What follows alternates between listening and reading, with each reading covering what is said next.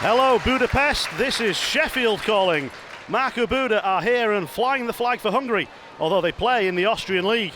It's the final pre-season game, so although there are null points available, Aaron Fox will be making up his minds on line starters and scratchers. Marco Vallerand is rested as a precaution. He could have played a little bit tonight, but Fox would rather he played a little bit more next weekend against Nottingham. After a 4-month wait, hockey is back at the Fly DSA Arena, and that sounds good to me. Connolly. O'Connor is the blue line option. That's where the Steelers go. The shot comes in, save made, rebounds there, Dowd misses on the backhand. Fantastic little redirect out in front by Eberle as well, taking a beating yet again this weekend, getting in there to get his stick on the puck.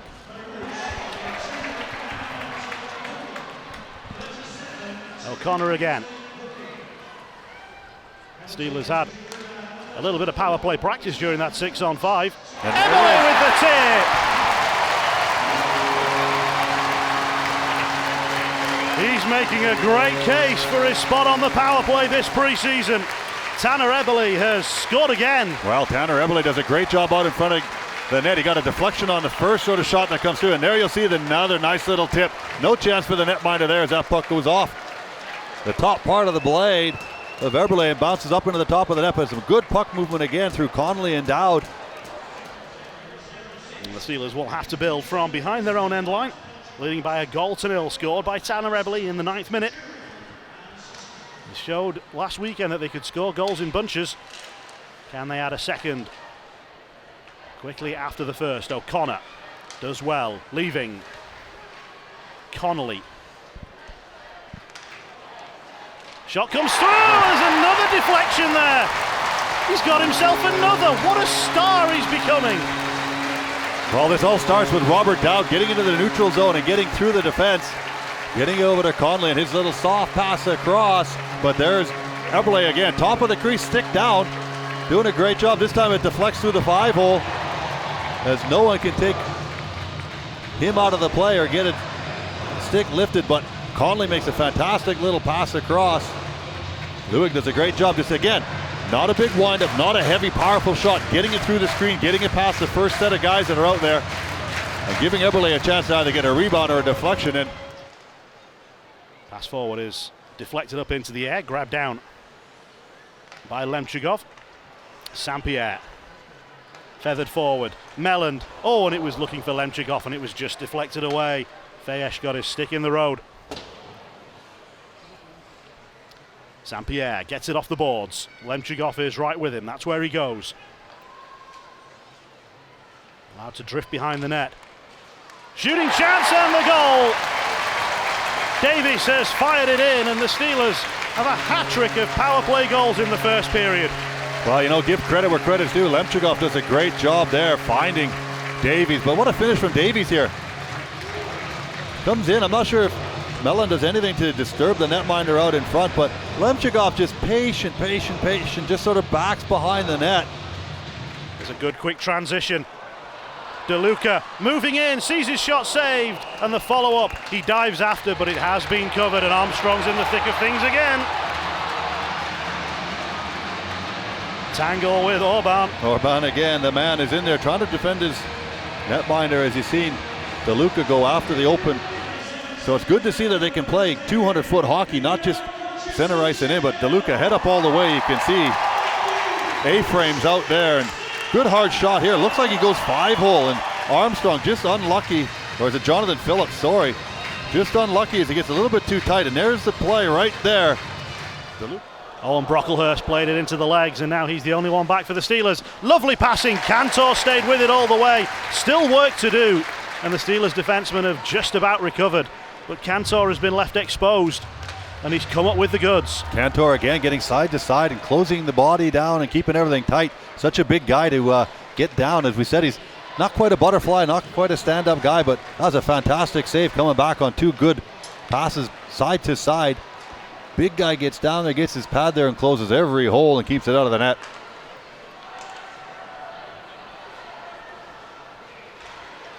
Pass to the side of the goal, and Davies very nearly provided the tip.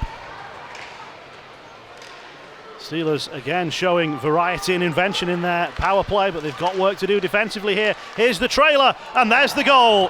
Fired in by Orban, and short-handed, the visitors have one.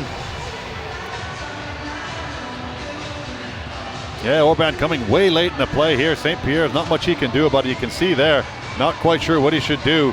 Cantor actually gets a piece of it. You can see how his chest not quite square there with the shooter. You see how it was a little bit turned, and it just sort of skims across his left chest and arm. Maybe there, that time, just sort of overcommits a little bit, opening up as he slides across. Still power play time for the Steelers. Connolly. Run through the full breakdown of that goal for Budapest in a few moments. Here's Leaving. O'Connor. Tried to send it through, it deflected away off the stick of Orban. DeLuca out to the far side. Back to O'Connor.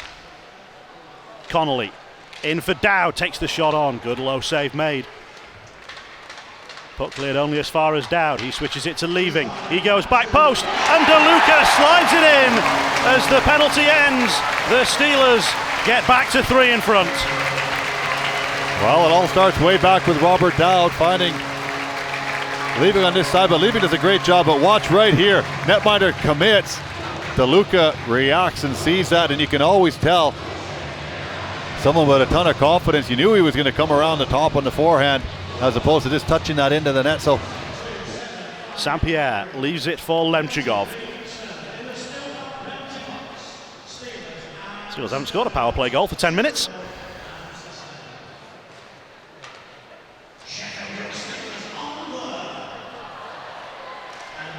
It'll come through to Davis, backdoor play, and tapped in. The Steelers power play is irresistible tonight. Lemchigov has got this one. Well, just up here watching it live, it's fantastic. You can see Davies is looking backdoor to Lemchigov all the time, who tries to get hidden in the weeds.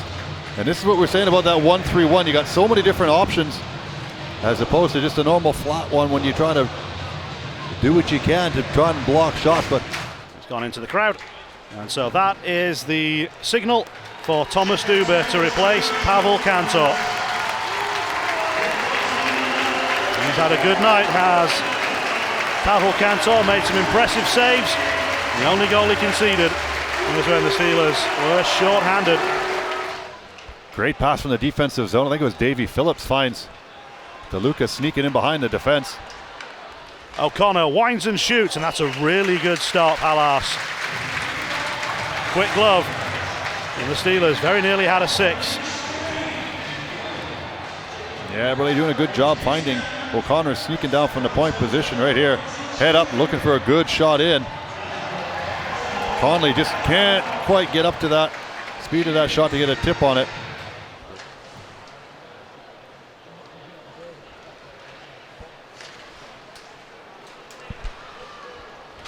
Halas is out of the net to play this one. He sweeps it away from DeLuca, does a good job. Macaulay cut off by DeLuca. And look at that work from DeLuca.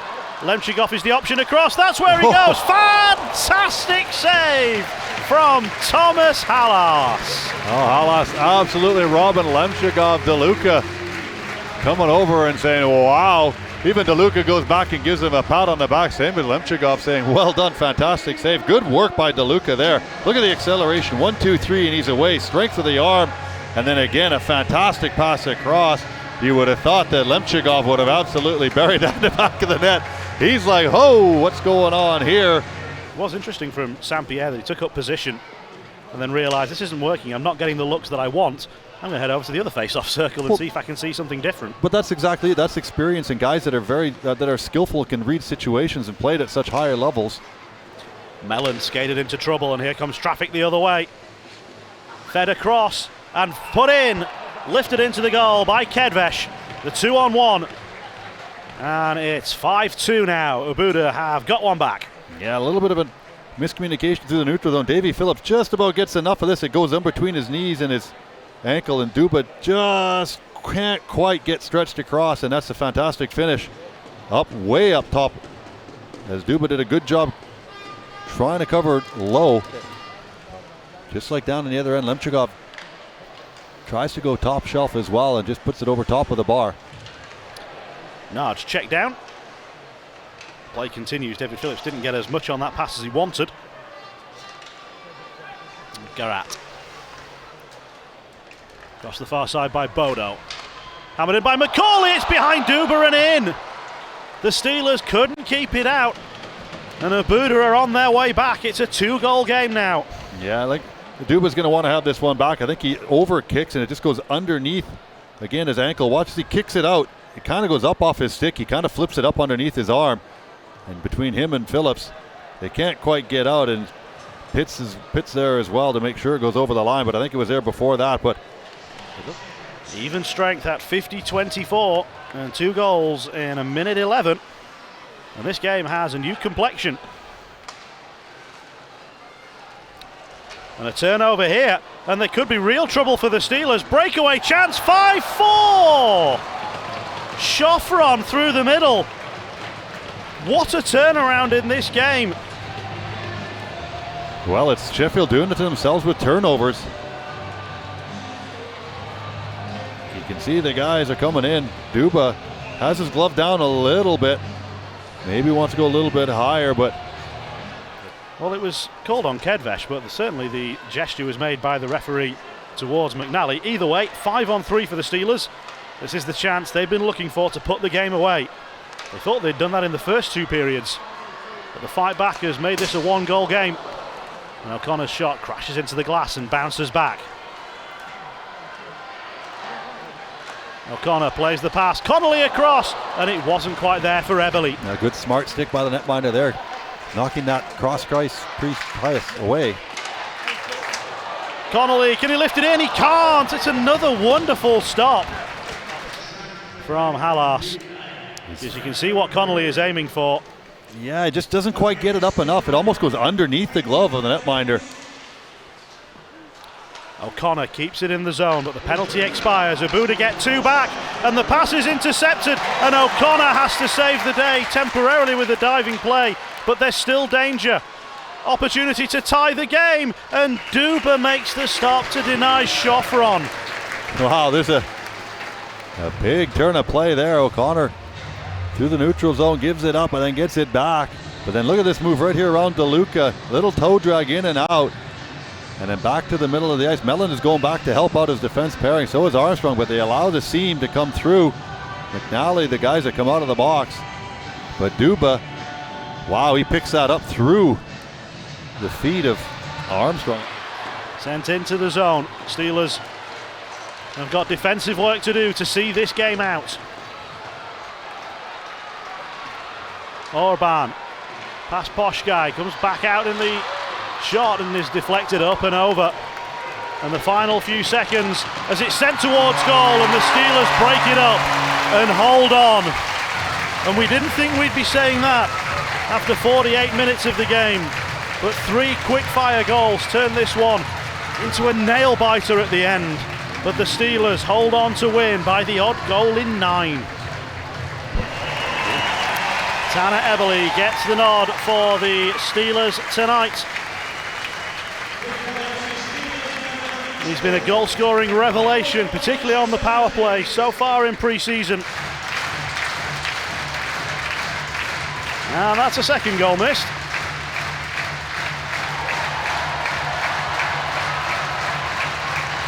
I'm not sure anyone else on the team can pull off those moves. I'm not sure anybody else on the team wants to pull off those moves, to be fair. First impressions of your first night in charge at this great building?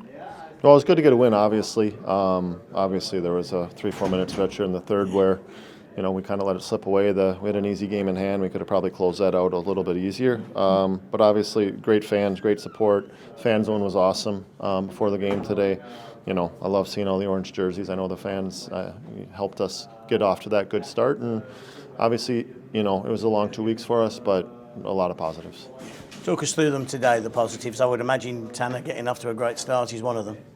Yeah, well, I think our power play was, I thought it was 5 for 5, but I think they gave us that the fourth goal right after the power play ended.